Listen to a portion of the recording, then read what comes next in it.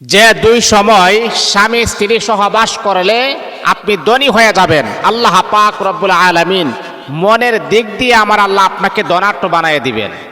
মনে রাখতে হবে, আমরা কি মনে করি জানেন, যে টাকা পয়সা হইলেই মনে হয় ধনী হওয়া যায় না। মনের দিক দিয়ে ধনী হওয়াই হচ্ছে সবচাইতে বড় ধনী। লাইসাল গিনা আন কাসরাতিল আরস ওয়ালাকিন্নাল গিনা গিনান নাফস। টাকা পয়সা হইলেই ধনী হওয়া যায় না, মনের ধনী হওয়াটাই সবচাইতে বড় ধনী হওয়া। অনেক মানুষের আপনি দেখবেন টাকা পয়সা সব আছে, কিন্তু এমন কাইস্টার এমন বখিল, এমন কিপটা টাইপের মানুষ, একবারও সোনার মদিনায় হজ করার মতো সুযোগ তার হয় নাই। আবার আরেকটা মানুষ দেখবেন দিন আনে দিন খায়, কিন্তু আল্লাহ পাক ওই মানুষটাকে রওজা পাকের মেহমান আমার আল্লাহ বানিয়ে দিয়েছেন।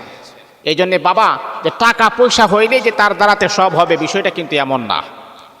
এই জন্যে মনের ধনী হওয়াই হচ্ছে সবচাইতে বড় ধনী হওয়া। আবার কিছু মানুষকে আপনি দেখবেন টাকা পয়সা আছে, তারপর দান সদকা করে না, অনেক বখিলাতি করে। মানুষ তার কাছে অনেক আশা নিয়ে যায়, যেহেতু সে শিল্পপতি, যেহেতু সে কোটিপতি, তার ইন্ডাস্ট্রিজ আছে, বিভিন্ন ব্যাংক ব্যালেন্স আছে, তার কাছে অনেক বড় আশা নিয়ে যায়, কিন্তু তার কাছে যে আশা নিয়ে যায় ওই আশাটা কখনো আর পূরণ হয় না।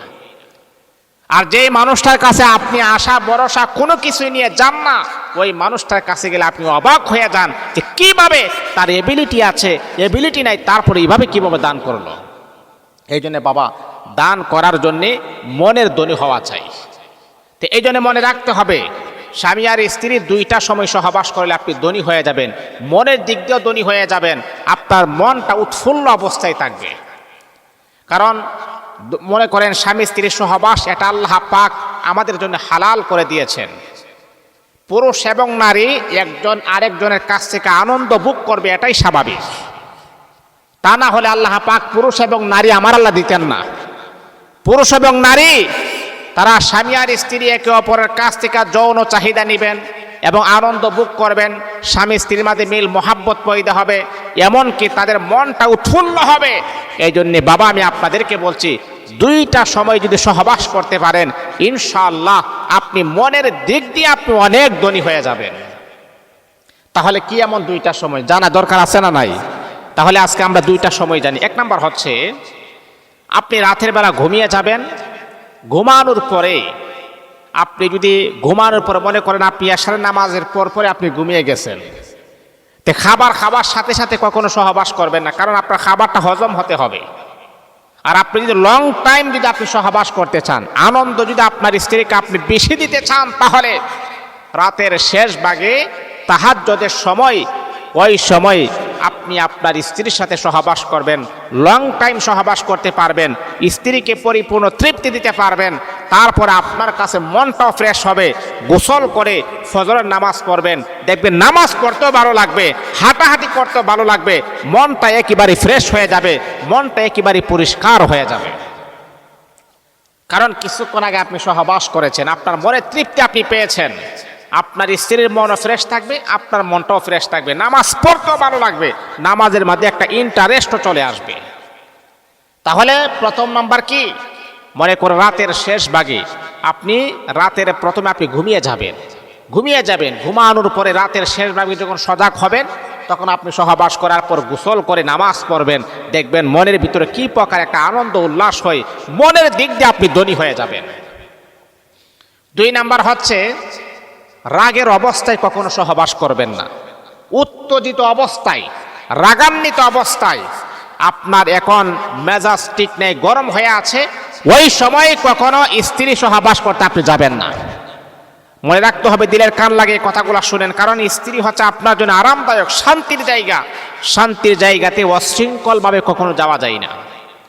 ওই সময় আপনি সহবাস করতে যাবেন না যখন আপনার রাগটা, যখন মেজাজ যখন ঠান্ডা হবে, মনটা যখন একটা উৎফুল্ল ভাব হবে, মনটা যখন একটা মনে করেন একটা কীরকম রোমান্টিক একটা ভাব শরীরে যখন চলে আসবে, তখন আপনি আপনার স্ত্রীর সাথে সহবাস করবেন। আপনি মনের তৃপ্তিও পাবেন, স্ত্রীকে আনন্দ দিতে পারবেন, মনের দিক দিয়ে আপনি ধনীও হতে পারবেন। এই জন্যে বাবা বন্ধুরা আমার, অনেক স্বামী আছে তার স্ত্রীর সাথে জোরপূর্বক ভাবে সহবাস করে, আছে না? অনেক কুলাঙ্গার মার্কা স্বামী আছে স্ত্রীর সাথে জোরপূর্বক ভাবে সহবাস করেন না। রে বাবা, না না, আপনার স্ত্রী, তার সাথে আপনি কেন জোরপূর্বক ভাবে কেন আপনি সহবাস করবেন? জোরপূর্বক ভাবে তো যারা দর্শন করে তারা করে, কিন্তু আপনি স্বামী হইয়া আপনার জন্য আপনার স্ত্রী হালাল, স্ত্রীর জন্য স্বামী হালাল, তাহলে কেন আপনি জোরপূর্বক ভাবে কেন সহবাস করবেন? এটা কখনো ইসলামের ভিতরে সাপোর্ট করে না। আপনার স্ত্রীর মন মানসিকতা আপনাকে বুঝতে হবে, এমনকি আপনার স্ত্রীও আপনার মন মানসিকতা বুঝতে হবে। একজন অপরজনকে সুখে রাখার চেষ্টা করবেন, আনন্দ দেওয়ার চেষ্টা করবেন, কখনো জোর করে ভালোবাসা আদায় করা যায় না। মনে রাখতে হবে বাবা, স্ত্রী যদি আপনার প্রতি মন থেকে মায়া মোহাব্বত ভালোবাসা যদি কাজ না করে, আল্লাহর কসম, আল্লাহর কসম, আল্লাহর কসম, কখনো তার কাছ থেকে জোর করে ভালোবাসা আদায় করতে পারবেন না। জোর করে ভালোবাসা হয় না, জোর করে সবকিছু সম্ভব হতে পারে, কিন্তু তার ভালোবাসা পাওয়াটা এটা কখনো জোর করে হয় না।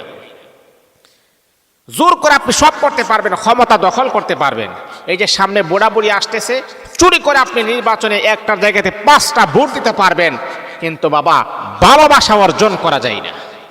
ভালোবাসা অর্জন করা খুবই মুশকিল। এই জন্যে ভালোবাসা যদি অর্জন করতে চান, আপনি আপনার স্ত্রীর ভালোবাসা চান, স্ত্রী তার স্বামীর ভালোবাসা চায়, তাহলে অবশ্যই আপনার কিছু কোয়ালিটি আছে, সেই কোয়ালিটির গুণ আপনার ভিতরে থাকতে হবে। তাহলে অবশ্যই আপনার স্ত্রী আপনাকে ভালোবাসতে বাধ্য হবে, স্ত্রীও তার স্বামীকে ভালোবাসতে বাধ্য হবে ইনশাআল্লাহ।